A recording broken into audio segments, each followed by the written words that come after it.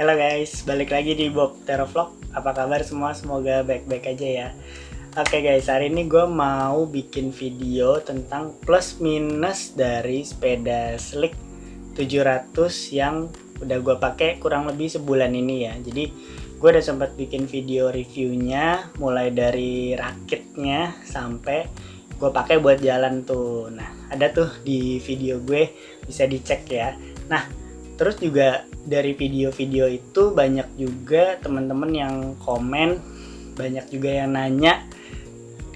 Terus juga akhirnya gue kumpulin tuh pertanyaan dan komen-komen dari teman-teman. Nah, kira-kira apa aja sih pertanyaannya dan komen-komennya? Nah, sebelum kita bahas, jangan lupa subscribe dulu Bob Vlog, jangan lupa like dan komen videonya ya. Oke, yuk kalau gitu langsung kita cek aja. Nah, jadi ada beberapa komen-komen ya dan pertanyaan yang udah gue kelompokin sih. Jadi yang gue kelompokin tuh pertama ada dari pertanyaan tentang spesifikasi, terus yang kedua posisi ridingnya, terus yang ketiga paket pembelian, sama terakhir tuh bisa dimodif apa enggak. Oke, jadi kalau pertama itu ya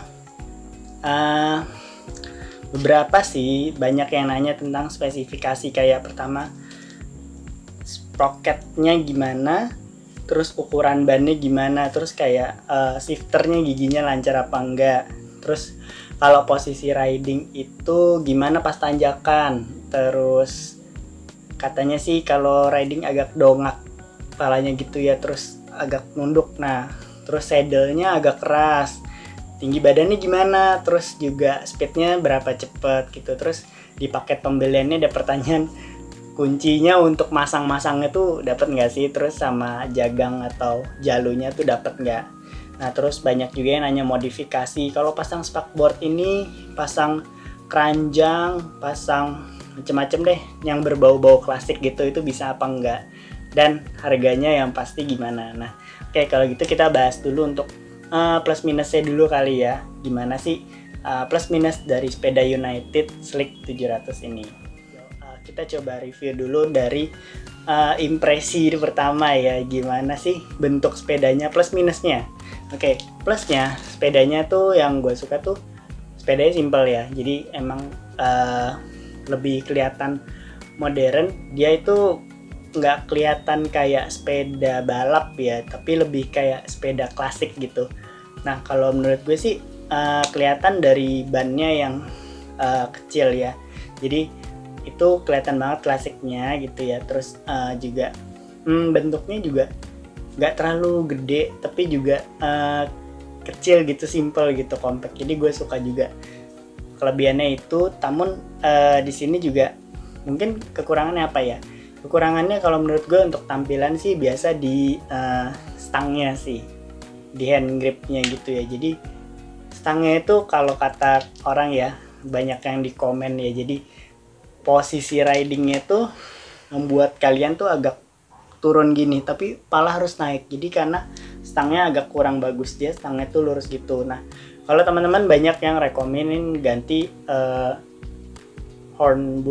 bullhorn gitu ya, dan model stang klasik yang lainnya yang lebih ergonomis. Nah, itu gue setuju sih. Gue juga nanti juga pengen coba ya upgrade stangnya kayak gitu biar lebih bagus. Nah, kekurangannya itu sih di posisi stang sih. Terus untuk yang lainnya bagus. Terus juga di sini juga ada yang bilang saddle sama hand gripnya kurang empuk. Itu betul banget. Jadi kekurangannya juga di saddle-nya. Jadi kalau pas riding itu menurut gue kurang nyaman ya untuk duduknya ya. Jadi agak keras ya saddle-nya.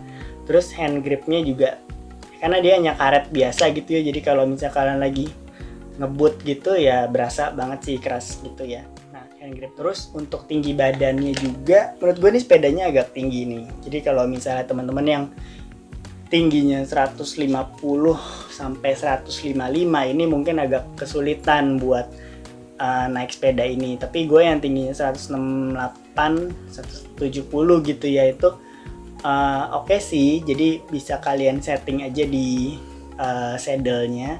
Tapi untuk ukuran tubuh 150 sampai 155 itu agak susah pakainya. Jadi ya agak jinjit gitu sih. Jadi kalian harus benar-benar pasin saddle-nya biar nyaman pakainya. Oke. Nah, terus selain itu speed santainya. Jadi waktu itu gue udah nyoba juga ya. Santai sih itu kecepatannya 20 sampai 30 lah gitu. Jadi ini sepedanya enteng sih. Ini sekitar 12 kilo gitu ya. Jadi nggak terlalu berat. Terus bannya juga kecil. Jadi kalian kalau mau riding itu bisa santai tapi speednya lumayan lah gitu. Nah itu mungkin sisi plusnya ya. Oke. Terus shifternya, giginya. Oke. Untuk shifter sejauh ini gue ngerasa itu lancar ya. Jadi ketika gue mau pindah gigi dari pas gue berhenti terus gue mau ganti ke gigi yang lebih enteng gitu ya, itu sih lancar ya. Terus juga pas ganti giginya ke gigi yang lebih berat lagi untuk speed yang kencang lagi itu juga lancar gitu. Terus mungkin karena ini kan gue ngerakit sendiri sepedanya, jadi gue belum pernah setting sepeda ini ke bengkel sepeda manapun gitu ya. Jadi gue ngerasa ya mungkin kalau misalnya gue minta setting mungkin agak lebih enak, tapi sejauh ini yang gue setting sendiri sudah cukup oke gitu ya. Nah pas tanjakan tuh kayak gimana? Kalau pas tanjakan menurut gue bisa digoes santai sih pakai gigi yang paling rendah ya. Jadi nggak berat-berat banget pas tanjakan sih, jadi masih oke gitu. Nah yang paling penting sih di sisi harga sih ya. Jadi harga segini dapat sepeda yang lumayan kok, oke kok menurut gue, worth it lah gitu. Terus juga kalau misalnya mau modif pun bisa jadi lebih keren sepeda kalian. Kurang lebih kayak gitu untuk plus minusnya. Jadi summary-nya, plusnya modelnya bagus, terus simple ya bentuknya, terus agak retro gitu, tapi untuk modifikasi tambahannya juga bisa banget dibikin makin retro lagi.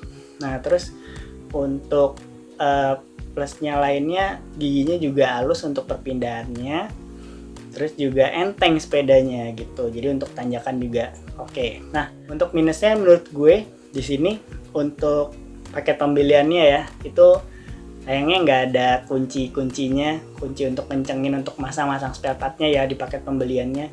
Terus juga di situ menurut gue di manual booknya juga kurang detail ya untuk cara pemasangannya. Terus juga dari sisi sepedanya itu adalah handling barnya atau stangnya itu kurang cocok untuk posisi ridingnya. Jadi hand gripnya agak kurang oke, stangnya juga kurang pas ya. Jadi lebih bagus tuh kalau misalnya bener-bener dibikin racing atau dibikin klasik gitu ya. Nah terus juga kekurangannya saddle-nya juga agak keras, nggak terlalu empuk. Jadi kalau misalnya pas riding jauh ya harus sambil berdiri dikit lah gitu ya biar nggak terlalu pegel gitu. Terus secara tinggi sepedanya lumayan tinggi. Jadi untuk teman-teman yang tinggi 150 sampai 155 ya harus agak berusaha dikit untuk naik sepeda ini dan goesnya. Oke. Segitu dulu review plus minusnya. Kalau misalnya teman-teman masih ada plus minus yang lainnya dari United Select 700 ini, boleh di kolom komen ya. Oke. Kalau gitu jangan lupa subscribe Bob Tero Vlog buat dapetin video-video lainnya. Jangan lupa like dan komen ya. Oke. Stay safe, stay healthy, and stay positive. Bye.